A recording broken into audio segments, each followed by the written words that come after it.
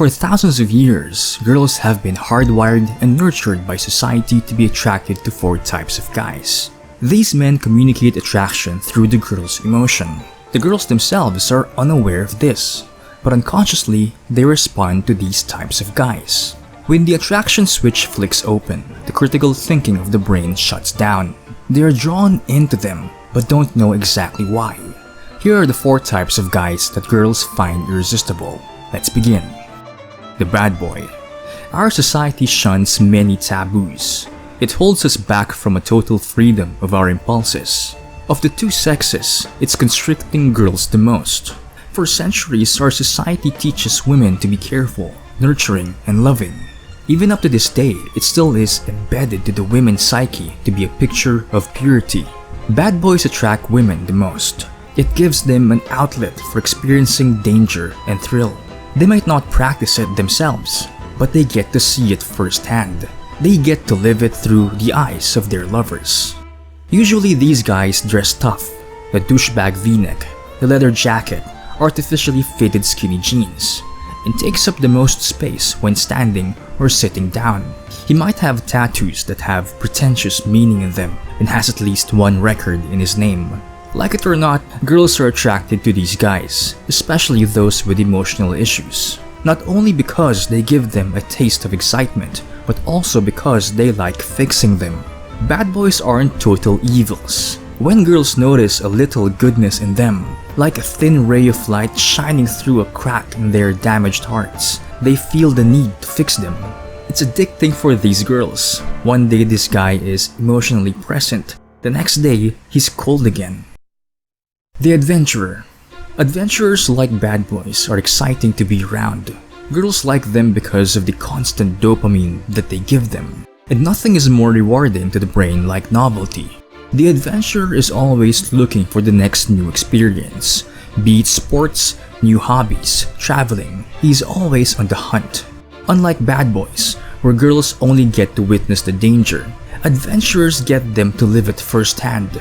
Think of Eddie Mora in Limitless. He isn't afraid of jumping cliffs. He's an optimist. He lives fast and he loves women. Girls love to be around him, to have a relationship with him, even when she's aware he loves to have other women around. Seducers. Seducers make girls feel sexy and wanted. They understand the women's psyche. There are many types of seducers, but there's one man who embodies this character. Giacomo Casanova, the greatest seducer of all time. This dude lived in the 18th century, but his stories and ideas still resonate up to this day. Whenever he meets a girl he wants, or even before he meets her because he used to scout potential lovers, he carefully studies her. He takes mental notes of her insecurities, wants, needs, fantasies. These are all hidden beneath her facade, but not to Casanova. He knows how to read between the lines, the quick glances, the slip of the tongue, the pauses. Once he uncovers a girl's needs, he becomes the man he wants. If she's alone in France, missing her fiancé, Casanova becomes her gentleman companion. If she's lived her whole life as a religious conservative, he shows her adventure and danger. Casanova worships beauty, and girls love him for this. They think it's his weakness. They would want to change him, but the thing is, deep inside, they don't want him to change. He's also a bad boy, in which he lives for overcoming boyfriends and husbands, and most especially, the thrill of winning the unwinnable woman. He sleeps with a girl and leaves in the morning, and girls have no problem with that. Nowadays, seducers are guys who have studied the art of picking up women.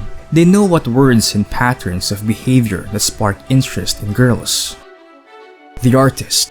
If you've watched my previous video, The Truth About Female-to-Male Attraction, we've discussed what attracts girls, which are guys who communicate with her emotions.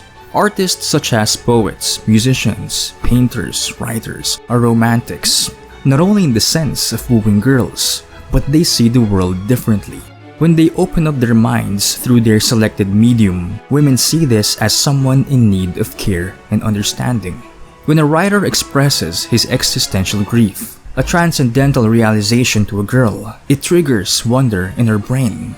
Women are natural caretakers. They're attracted to guys who are in need of fixing. Doesn't matter if he's always on the other side of the law, or an artist in need of confiding.